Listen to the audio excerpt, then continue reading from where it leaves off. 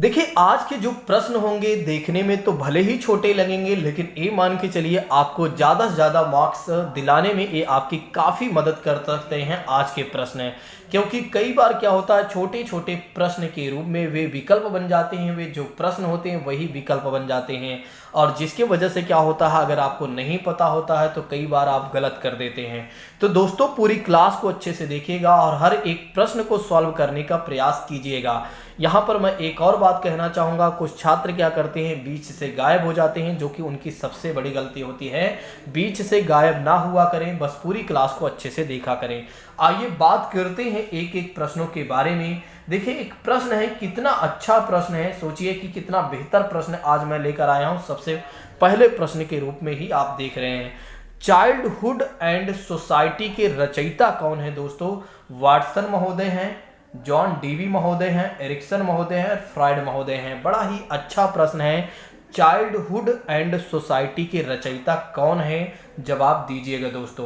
तो इसका जवाब हो जाएगा तीसरा सही हो जाएगा। इस बात को गौर करिएगा कि एरिक्सन महोदय जो हैं चाइल्डहुड एंड सोसाइटी के रचयिता माने जाते हैं। तो एरिक्सन महोदय जो हैं चाइल्डहुड एंड सोसाइटी के रचयिता माने जाते हैं। तुरंत के तुरंत याद कर लीजिए मेरे साथ ही, ताकि आप जब एग्जाम में जाएं तो आपसे गलतियां ना हो। अगला प्रश्न ये है कि दोस्तों, प्रश्न ये कहता है, एरिक्सन ने मनोसामाजिक विकास की कितनी अवस्थाएं बताई हुई है?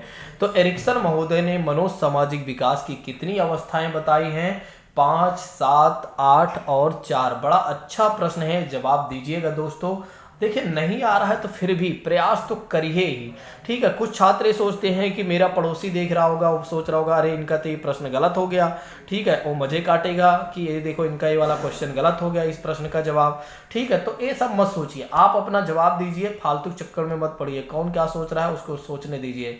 तो इसका जवाब हो जाएगा तीसरा हो जाएगा, यानी कि 8 है। आपके ऑप्शन में ही ये बना दिया जा सकता है कि एरिक्सन महोदय ने मनोसामाजिक विकास की क्या 8 अवस्थाएं बताई हैं या 7 अवस्थाएं, ठीक है। तो इस बात को गौर करिएगा कि इसका ऑप्शन क्या हो जाता है, 8 अवस्थाएं हो जाती हैं, यानी कि आंसर क्या हो जाता है, 8 अवस्थाएं। चलिए, कोलवर के नैतिक विकास की कुल कितनी अवस्थाएं बताई गई हैं? मतलब कोलवर्ग महोदय ने नैतिक विकास के संदर्भ में कुल कितनी अवस्थाएं बताई हैं? 4, 5, 6 और 8 दोस्तों। जवाब दीजिएगा। जवाब देने में बिल्कुल भी कठिनाई तो नहीं होनी चाहिए, क्योंकि आप लोगों ने इसको पढ़ा हुआ है। अगर गलत करते हैं तो कोई बात नहीं है, कई बार रिवीजन का अभाव रहता है। तो दोस्तों, इसका जवाब हो जाता है तीसरा सही हो जाता है, यानी कि 6 अवस्थाएं इन्होंने बताई हुई है। तो ध्यान रखिएगा, कोलवर्ग महोदय ने नैतिक विकास की कुल कितनी अवस्थाएं बताई हैं? तो 6 अवस्थाएं बताई हुई हैं, इस बात को ध्यान रखिएगा।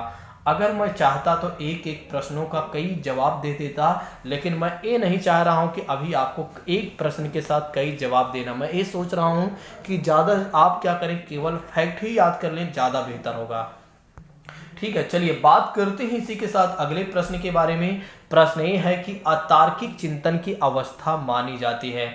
अतार्किक चिंतन की अवस्था 2 से लेकर 7 वर्ष, 7 से लेकर 12 वर्ष, 12 से लेकर 15 वर्ष और उपरोक्त में से कोई नहीं।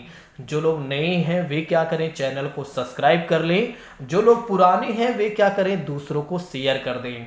तो दोस्तों, जो लोग जुड़ जाते हैं वे क्या किया करें, अपने ग्रुप में शेयर कर दिया करें। जिस ग्रुप में वे जुड़े हैं, अगर उनके मित्र नहीं आए हैं तो एक बार उन्हें याद दिला दिया करें। कई बार आपका मित्र बेचारा भूल जाता है कि हमें भी जुड़ना है, ठीक है। तो जवाब दे दीजिए दोस्तों। इसका जवाब क्या हो जाएगा? इसका जवाब हो जाएगा, पहला सही हो जाएगा, 2 से लेकर 7 वर्ष की अवस्था में अगर देखा जाए तो बच्चा जो होता है अतार्किक चिंतन करता है, उसके पास तार्किक चिंतन नहीं होता है, यानी कि लॉजिकल थिंकिंग नहीं रख पाता है। तो दोस्तों, इसका जवाब हो जाएगा पहला। चलिए अब आइए बात करते हैं इसी के साथ अगले प्रश्न के बारे में। प्रश्न ये है कि बालक जिस अवस्था में वर्गीकरण, समानता, भिन्नता बता सकता है वो कौन सी अवस्था मानी जाएगी? बालक जिस अवस्था में वर्गीकरण, समानता, भिन्नता बता सकता है वो कौन सी अवस्था मानी जाएगी? 2 से लेकर 7 वर्ष, 7 से लेकर 12 वर्ष, 12 से लेकर 15 वर्ष और उपरोक्त सभी। दोस्तों जवाब दीजिएगा, जवाब देने में कठिनाई तो नहीं होनी चाहिए। चलिए इसके आंसर के बारे में बात करते हैं। यहाँ पर प्रश्न समझ में आया कि नहीं? देखिए, वो कौन सी अवस्था है जिसमें बच्चा क्लासिफिकेशन वर्गीकरण वस्तुओं का जान जाता है या किसी चीज़ का जान जाता है, उसमें समानताएं जान जाता है और भिन्नताएं जान जाता है? बताइएगा, जवाब दीजिएगा। तो दोस्तों इसका जवाब हो जाएगा 7 से 12 वर्ष की वो अवस्था है जिसमें बच्चा ये समझ जाता है कि किस चीज़ का कैसे क्लासिफिकेशन करना है, उसमें क्या इक्वालिटी है, क्या उसमें डिफरेंसेस है। ये सारी बातें 2 से लेकर 7 वर्ष की अवस्था में बच्चा समझ जाता है। देखिए चिंटू पिंटू वाले प्रश्न भले ही हैं, लेकिन आप देख रहे हैं कि आपको भी परेशान कर दे रहे हैं ना।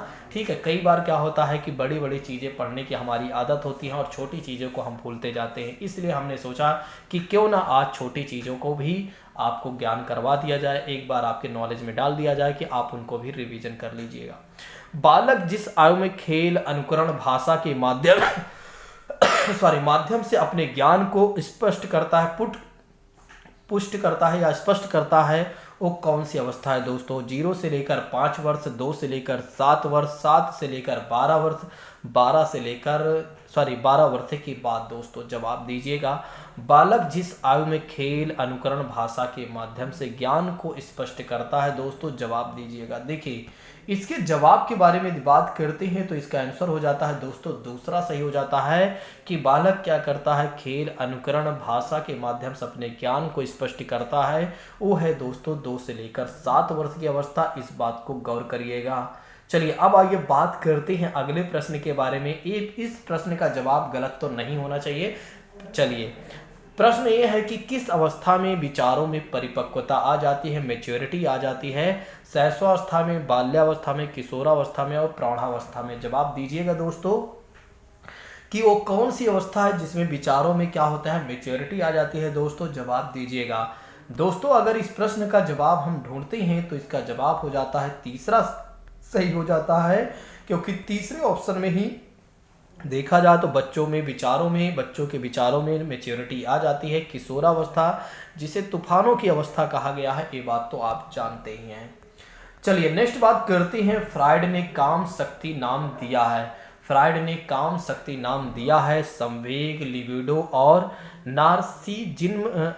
जिम्न और उपरोक्त सभी। बड़ा एक पता नहीं क्या दे दिया है, कोई नहीं, इसको छोड़ दीजिए, एक गलत काट दीजिए। आप इन तीनों में से आप बता दीजिए कौन सा सही होगा। फ्राइड ने काम शक्ति का नाम दिया है। याद करिए लिबिडो के बारे में, लिबिडो को ध्यान रखिएगा।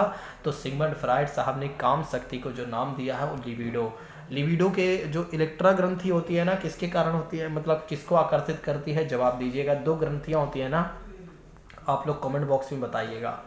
चलिए बात करते हैं अगले प्रश्न के बारे में। प्रश्न ये है कि फ्राइड ने मनोलैंगिक विकास की कितनी अवस्थाएं बताई हैं? फ्राइड साहब ने मनोलैंगिक विकास की कितनी अवस्थाएं बताई हैं? 2, 6, 5, 7। जवाब देने में आपको बिल्कुल भी कठिनाई नहीं होनी चाहिए, लेकिन फिर भी अगर आप गलत करते हैं तो कोई बात नहीं, एक आध प्रश्न तो गलत होंगे ही। आपसे नहीं गलत होंगे तो फिर किससे गलत होंगे, सोचिए एक बार। ठीक है, तो गलतियां तो करना हम मानव की स्वाभाविकता है, तो इसलिए गलत तो हमें कर ही देना चाहिए एक आध प्रश्न। तो दोस्तों फ्राइड साहब ने मनोलैंगिक विकास की अवस्थाएं जो बताई हैं वो दोस्तों बताई हैं इन्होंने 5 बताई। अब ये सब बातें जो आज आप पढ़ ले रहे हैं ना, इसको जाकर एक बार स्वयं से सर्च करिएगा। मैं ये चाह रहा हूँ कि आप स्वयं से सर्च करें तो जिससे आपको ज़्यादा नॉलेज पता चल जाए, नॉलेज हो जाए। ठीक है, बाकी ये सारी चीज़ें जो आप देख रहे हैं ये मैं आपको कल की क्लास में सब बताने वाला हूँ। ठीक है, जितनी भी चीज़ें हैं, एरिक्सन महोदय की कहानी और फ्राइड साहब की कहानी, सबकी बातें मैं बता दूंगा अगली क्लास में। ठीक है, बाकी एक बार आप सर्च कर लीजिएगा। चलिए बात करते हैं अगले प्रश्न के बारे में। किस अवस्था में बालक में ऑडिपस व बालिका में इलेक्ट्रा ग्रंथि विकसित होती है? बालक में ऑडिपस ग्रंथि के कारण क्या होता है दोस्तों? बालक जो होता है माता की ओर आकर्षित होता है। किसकी ओर आकर्षित होता है? माता की ओर आकर्षित होता है। और बालिका जो होती है इलेक्ट्रा ग्रंथि की वजह से क्या होता है? पिता की ओर आकर्षित होती है। तो इस बात को ध्यान रखिएगा। तो बालक में ऑडिपस नामक ग्रंथि पाई जाती है जिसकी वजह से माता की ओर उसका आकर्षण होता है, और बालिका में इलेक्ट्रा नामक ग्रंथि होती है जिसकी वजह से उसका जो प्यार होता है पिता की ओर होता है। तो मुखी, चलिए बताइए इसमें कौन सा ऑप्शन सही हो रहा है, जवाब दीजिए। जल्दी से यदि आप नए हैं तो चैनल को सब्सक्राइब कर ले, यदि आप पुराने हैं तो दूसरों को भी शेयर कर दीजिएगा। तो ऐसे में अगर देखा जाए तो इसका जवाब हो जाता है लैंगिक अवस्था दोस्तों। ठीक है, तो ऐसे में अगर देखा जाए तो लैंगिक अवस्था में बालक में ऑडिपस और बालिका में इलेक्ट्रा ग्रंथि विकसित होती है, इस बात को ध्यान रखिएगा। इसी के साथ बात करना चाहिए हमें अगले प्रश्न के बारे में। प्रश्न ये है कि संपूर्ण पक्ष के परिवर्तनों को प्रकट करता है शरीर, विकास, अभिवृद्धि, संवेग। जवाब दीजिएगा, संपूर्ण पक्ष के परिवर्तनों को प्रकट करता है दोस्तों। जवाब देने में आपको कठिनाई नहीं होनी चाहिए, फिर भी अगर गलत होता है तो क्या बात है, कोई बात नहीं, गलत हो जाएगा तो हो जाने दो। तो दोस्तों इसका जवाब हो जाएगा दूसरा सही हो जाएगा। तो जब भी अगर संपूर्ण पक्ष के परिवर्तन की बात की जाए तो आप मान के चलिए विकास की ही बात की जाएगी और कोई बात नहीं हो सकती है या हो सकता है। चलिए तो दोस्तों अगले प्रश्न के बारे में जवाब दीजिएगा। बड़ा अच्छा प्रश्न है, मुझे नहीं लगता कि इस प्रश्न का आप गलत जवाब देंगे। मुझे विश्वास है आप सभी पर कि आप लोग जरूर इसका आंसर सही करेंगे। निम्न में से विकास सिद्धांत है परस्पर संबंध का सिद्धांत, समान प्रतिमान का सिद्धांत, क्रमबद्धता का सिद्धांत, उपर्युक्त सभी। जवाब दीजिएगा दोस्तों, जल्दी से जवाब दे दीजिए। जिन लोगों को प्रश्न का जवाब आ रहा है वे जल्दी से फटाफट करके वे अपने आप को संतुष्टि बना लें कि मतलब हैप्पी अपने आप को कर रहे हैं कि बिल्कुल उनका प्रश्न सही हो रहा है। उपर्युक्त सभी अगर देखा जाए तो विकास के सिद्धांत में परस्पर का सिद्धांत, समान प्रतिमान का सिद्धांत, क्रमबद्धता का सिद्धांत, सारे सिद्धांत आते हैं दोस्तों। नेक्स्ट बात करना चाहिए हमें अगले प्रश्न के बारे में कि मानव विकास की दूसरी अवस्था है। तो मानव विकास की दूसरी अवस्था है किशोरावस्था है, बाल्यावस्था है, शैशवावस्था और प्रौढ़ावस्था है। तो मानव विकास की दूसरी अवस्था के बारे में आप हमें बताइएगा दोस्तों, मानव विकास की दूसरी अवस्था कौन सी है। तो मानव विकास की दूसरी अवस्था अगर देखा जाए तो इसका जो आंसर हो जाता है दूसरा सही हो जाता है, यानी कि बाल्यावस्था हो जाता है। इस बात को ध्यान रखिएगा, मानव विकास की दूसरी अवस्था कौन सी है, बाल्यावस्था है, इस बात को तो गौर करिएगा ही दोस्तों। चलिए अब आइए बात करते हैं इसी के साथ अगले प्रश्न के बारे में। प्रश्न ये है दोस्तों कि बाल्यावस्था में बालक दृष्टिकोण अपनाना आरंभ करता है। बाल्यावस्था में बालक दृष्टिकोण अपनाना आरंभ करता है कल्पनावादी दृष्टिकोण, यथार्थवादी दृष्टिकोण और सांसारिक दृष्टिकोण और बहिर्मुखी दृष्टिकोण। क्या अद्भुत प्रश्न है, बनाने वाले की जितनी प्रशंसा की जाए उतनी प्रशंसा कम है। तो दोस्तों बाल्यावस्था में बालक दृष्टिकोण अपनाना आरंभ करता है। क्या अद्भुत प्रश्न है, जवाब दीजिएगा मेरे प्रिय साथियों। अच्छा, आप लोग बड़े अच्छे तरीके से प्रश्नों को टैकल करते हैं और आराम से जवाब दे लेते हैं, ये बड़ी अच्छी आदत है। और ऐसे उसके पीछे का मूल कारण ये है कि आपकी मेहनत है जो आपको ऐसे प्रश्नों को सॉल्व करने के लिए आपको प्रेरित कर देती है कि इस प्रश्न का जवाब यही होगा, इसका उत्तर। तो बाल्यावस्था में बालक दृष्टिकोण अपनाता है दोस्तों, यथार्थवादी दृष्टिकोण अपनाता है। यथार्थवादी का मतलब हो जाता है एक तरीके से भौतिक दृष्टिकोण, मतलब जो मूर्त चीज़ों अगर देखा जाए तो कहीं ना कहीं बातें आती हैं। ठीक है, तो ऑप्शन नंबर अगर देखा जाए, हाँ ठीक है, ऑप्शन नंबर बी इस यहाँ पर सही हो जाता है। आइए बात करते हैं दोस्तों अगले प्रश्न के बारे में। अच्छा, इस प्रश्न का जवाब तो आप गलत करेंगे ही नहीं, आप बोलेंगे सर चिंटू वाले क्वेश्चन आप मुझे देते हैं। तो व्यक्ति के शरीर में कद, भार आदि में परिवर्तनों के लिए शब्द का प्रयोग किया जाता है। व्यक्ति के शरीर में कद, भार आदि में जो परिवर्तन होता है इसके लिए हम कौन से शब्द का इस्तेमाल करते हैं, सीखना, अभिवृद्धि, विकास, परिवर्तन। बड़ा अच्छा प्रश्न है दोस्तों, जवाब दीजिएगा। देखिए आप लोग पूरी क्लास कुछ छात्र नहीं देखते हैं, देखा करें भाई, आप सोचिए बड़ी मेहनत पड़ती है, आपको क्या बताऊं मैं। आप लोगों को नहीं पता, आप लोग इधर उधर भटकते रहते हैं, कोई दूसरे चैनल पर चला जाता है। भैया देखिए आपको जो मैं आपको पढ़ा रहा हूँ इससे बाहर से कुछ भी नहीं आएगा। आप सोचिए बाल्यावस्था का काल जो मैं पढ़ा रहा हूँ वही कोई और पढ़ा रहा है, ठीक है, तो वो क्या बदल देगा, क्या कुछ तो नहीं बदलेगा। सोचिए एक बार, क्या उसमें कोई क्षमताएं हैं कि बाल्यावस्था के कार्यकाल को बदल देगा? नहीं, जब बदल पाएगा तो काहे भटकते हो, इससे अच्छा प्रवीण सर से ही पढ़ लिया करो, क्या दिक्कत है। लेकिन आप लोगों की आदत है जाना है हमें तो बड़े चैनलों पर जाना है, वहाँ जाना है, यहाँ जाना है, फिर बाद में क्या होता है कि आप परेशान हो जाते हैं। ठीक है, आप लोग नहीं समझेंगे ना, ठीक है, बाद में महत्व समझ में आता है, दिक्कत ये होती है।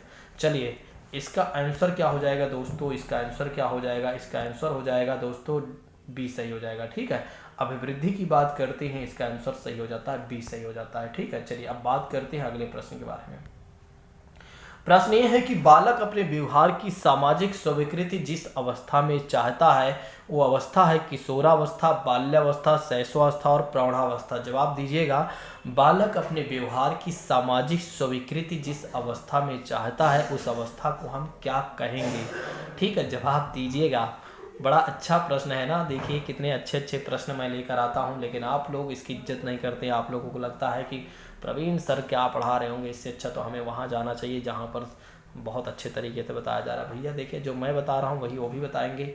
ठीक है, अलग थोड़ी ना कोई कुछ बता देगा, कहाँ बता देगा, सिलेबस से बाहर कोई बताएगा क्या। हाँ बस वही है कि इसी को 4 बार घुमाता रहेगा उसी चीज़ को, एक बार पहला ऑप्शन को दूसरा कर देगा, दूसरा ऑप्शन को तीसरा कर देगा, तीसरे का चौथा कर देगा, प्रश्न का जवाब उसी तरह से डाल देगा। बस वही प्रश्न आपको बार बार रिपीट करवाता रहेगा और फिर आपके हर एक प्रश्न सही होते रहेंगे।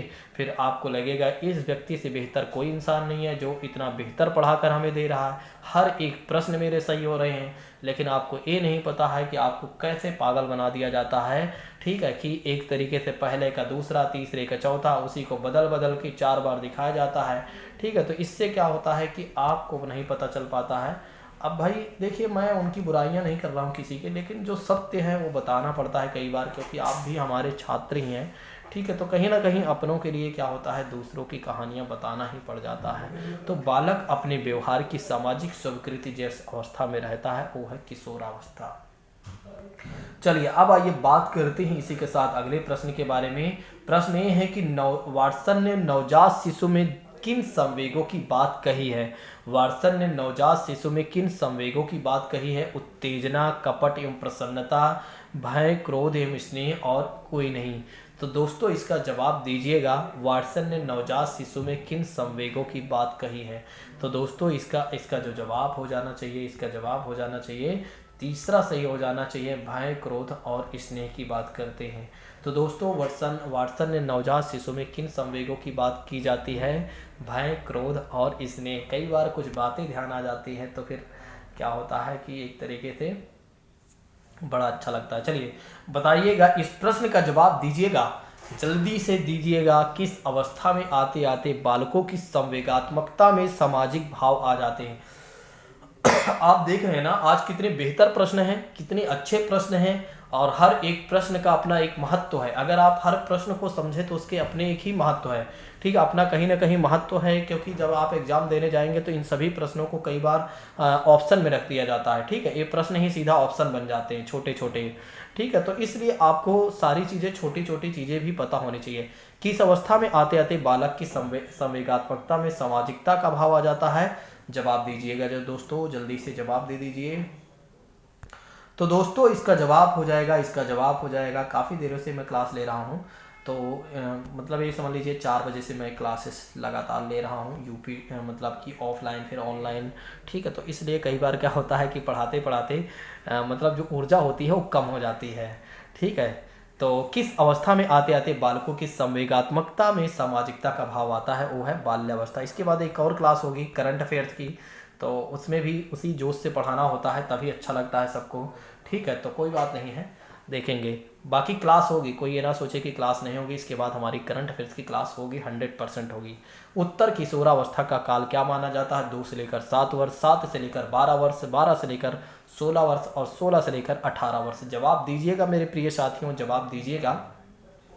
तो हर एक प्रश्न अपने आप में महत्व रख रहा है दोस्तों, जवाब दीजिएगा। ज़्यादा बड़ी क्लास नहीं होगी, ये वाली क्लास ही मान के चलिए। तो दोस्तों इसका जवाब हो जाएगा चौथा सही हो जाएगा, चौथा सही हो जाएगा, 16 से लेकर 18 वर्ष। इस बात को ध्यान रखिएगा, भूलिएगा नहीं दोस्तों। चलिए, बहिर्मुखी बालक का लक्षण क्या होता है बताइए। बहिर्मुखी बालक का लक्षण क्या होता है। अपने भावों को अपने तक ही सीमित रखता है और कार्य करने की दृढ़ इच्छा शक्ति रखता है, एकांत में विश्वास रखता है, कम बोलने वाला होता है। बहिर्मुखी बालक की बात की जा रही है, ना कि अंतर्मुखी बालक की बात की जा रही है। ठीक है, तो जवाब दीजिएगा मेरे प्रिय साथियों। दोस्तों इसका जवाब हो जाएगा दूसरा सही हो जाएगा, कार्य करने की दृढ़ इच्छा शक्ति रखने वाला जो बालक होता है, बहिर्मुखी वाला बालक होता है, बताता है कि मैं इस काम को कर सकता हूँ। ठीक है, अपने शब्दों में बात करता है कि इस काम को मैं कर सकता हूँ, उसकी दृढ़ इच्छा शक्ति दिखाता है वो अपनी।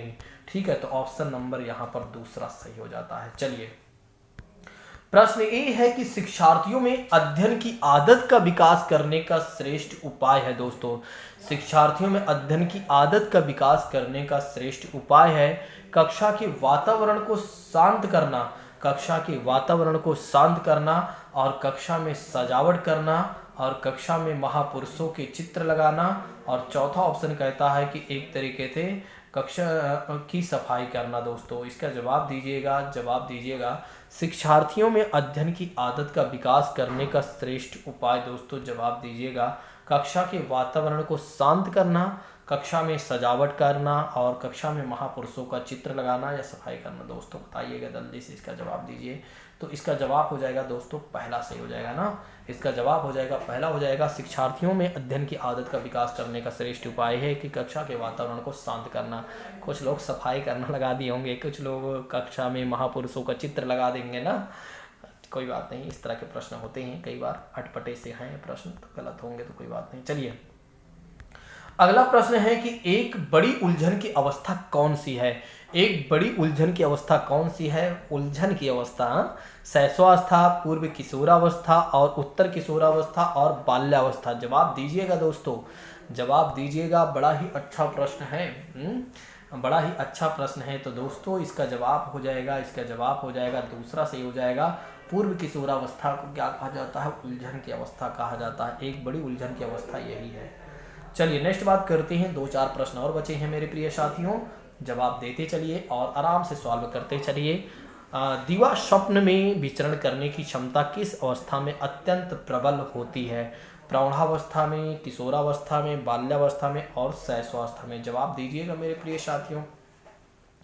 अच्छा, आप लोग जवाब देते रहते हैं और फटाफट आंसर करते रहते हैं ना, और काफ़ी दिनों से ये जो पेपर सीटेट का 1 महीने करवा दिया गया ना, ये बड़ा गलत करवा दिया गया है। पहले सीटेट का पेपर 1 दिन हो जाता था, छात्र खूब अच्छे से मेहनत करके जाता था, आराम से उसका सिलेक्शन हो जाता था। अब दिन रात वो मेहनत करता है बेचारा, फिर भी अच्छा रिजल्ट कई बार नहीं आ पाता है, कई बार इधर उधर परेशान हो जाता है। ठीक है, इसी परीक्षा को 3 दिन में अगर करवा दें तब भी अच्छा रहे। ये जो 1 महीना, जैसे अब वही हाई स्कूल इंटर वाला काम कर दिया है ना आयोग ने, 1 महीने परीक्षा करवाता है। ठीक है, हमारे पास व्यवस्थाएं ही नहीं है, मेन बात तो ये है। अभी हमारे पास इतनी व्यवस्था नहीं है कि हम इतने सारे छात्रों को एक बार करवा सकें। ठीक है, तो इस अवस्था में अगर देखा जाए, किशोरावस्था में क्या होता है? द्विस्वप्न विचरण करने की क्षमता अत्यंत प्रबल होती है। चलिए, अगला प्रश्न दोस्तों ये कहता है कि बाल्यावस्था के समापन व किशोरावस्था के प्रारंभ होने का वर्ष कौन सा? आप हमें ये बता दीजिए। 10 वर्ष, 10वां वर्ष, 8वां वर्ष, 13वां वर्ष, 16वां वर्ष। बताइए दोस्तों, जल्दी से जवाब दीजिएगा कि बाल्यावस्था के समापन व किशोरावस्था के प्रारंभ होने का वर्ष कौन सा माना जाता है? क्या अद्भुत प्रश्न है यार। हाँ, तो इसका जवाब हो जाएगा तीसरा सही हो जाएगा। ठीक है, इस बात को ध्यान रखिएगा, 13वां वर्ष माना जाएगा। अब हमें बात करना चाहिए अगले प्रश्न के बारे में। हाँ, प्रश्न ये है कि बालक में तर्क शक्ति के साथ साथ संवेगात्मक विकास होता। आज के प्रश्न ही खत्म नहीं हो रहे हैं, मतलब इतने छोटे छोटे क्वेश्चन हैं फिर भी खत्म नहीं हो रहे हैं यार। हाँ, तो बालक में तर्क शक्ति के साथ साथ संवेगात्मक विकास होता है बाल्यावस्था में, किशोरावस्था में और शैशवावस्था में, प्रौढ़ावस्था में। जवाब दीजिएगा दोस्तों। ठीक है, जल्दी से जवाब दीजिएगा। बालक में तर्क शक्ति के साथ साथ संवेगात्मक विकास होता है दोस्तों। तो दोस्तों इसका जवाब हो जाएगा दूसरा सही हो जाएगा, किशोरावस्था में। ठीक है, किशोरावस्था में अगर देखा जाए तो तर्क करने की शक्ति के साथ साथ संवेगात्मक विकास भी होता है। याद कर लीजिए कुछ चीज़ें, तो याद कर लीजिए मेरे साथ ही। किशोरावस्था में बालकों का भार लड़कियों से क्या होता है? कम, अधिक, समान, बहुत समान, बहुत कम। जवाब दीजिएगा। किशोरावस्था में लड़कों का भार लड़कियों से होता है कम, ज़्यादा, अधिक, इसका जवाब नहीं दे पाएंगे ना। इसका जवाब हो जाएगा दोस्तों दूसरा सही हो जाएगा, अधिक हो जाएगा। तो ऐसे में अगर देखा जाए तो किशोरावस्था में लड़कों का भार जो होता है लड़कियों से ज़्यादा होता है। चलिए नेक्स्ट बात करते हैं अगले प्रश्न के बारे में। वही प्रश्न लगता है दोबारा आ गया ना। अच्छा हाँ, यहाँ पर अगला प्रश्न फिर उसी तरह से है। किशोरावस्था में लड़कियों की लंबाई लड़कों से होती है कम, अधिक, बराबर और बहुत कम। इसी तरह के प्रश्न बड़े बड़े चैनलों पर करवा दिए जाते हैं, बार बार उसी को घुमा फिरा कर करवाए जाते रहते हैं दिन भर ना। ठीक है, मैं उनकी बुराइयां नहीं कर रहा हूँ भाई, बता रहा हूँ आप लोगों को। ठीक, आप इसको बिल्कुल भी आप हमारे निगेटिव फैक्ट को मत देखिएगा, क्योंकि मेरा कोई उद्देश्य नहीं किसी की बुराई करना। हर व्यक्ति की क्या है, अपना आगे बढ़ने, अपनी मेहनत करने की क्षमताएं हैं, और हर व्यक्ति अपना मेहनत करता है, और जो भी व्यक्ति इस संसार में मेहनत करता है उसके मेहनत के हिसाब से उसे फल मिलना ही चाहिए दोस्तों। तो इसका जवाब हो जाता है पहला, सही हो जाता है ना, इसका जवाब हो जाता है पहला दोस्तों, इस बात को ध्यान रखिएगा। ये होगा हमारा लास्ट प्रश्न आज का। लड़कियों की लंबाई बढ़ती है 12 वर्ष तक, 16 वर्ष तक, 18 वर्ष तक, 20 वर्ष तक ना। जवाब दीजिएगा, वैसे 25 मिनट हो गया। चलिए जवाब दे दीजिए दोस्तों। तो इसका जवाब क्या हो जाएगा, इसका जवाब हो जाएगा दोस्तों दूसरा सही हो जाएगा। 16 वर्ष तक की लड़कियों की लंबाई बढ़ती है, उसके बाद नहीं बढ़ती उड़ती है। चलिए आज की क्लास को यहीं पर स्थगित करते हैं। अब हम मिलते हैं करंट अफेयर्स की क्लास में। और यदि अभी से आप चाहें तो जो लोग सीटेट और यूपी टेट या तैयारी कर रहे हैं सीटेट और यूपी टेट की, वे चाहें तो करंट अफेयर्स की भी क्लास को देखते चले, क्योंकि करंट अफेयर्स में मैं केवल करंट की बातें नहीं बता रहा हूं, बल्कि उसमें अगर देखा जाए तो स्टैटिक जीके को भी बता रहा हूं। सेकंड पेपर में उनकी मदद मिल सकती है। बाकी मर्जी सभी की है, आप सभी के है। थैंक यू सो मच दोस्तों। जय Hind, take care all of you.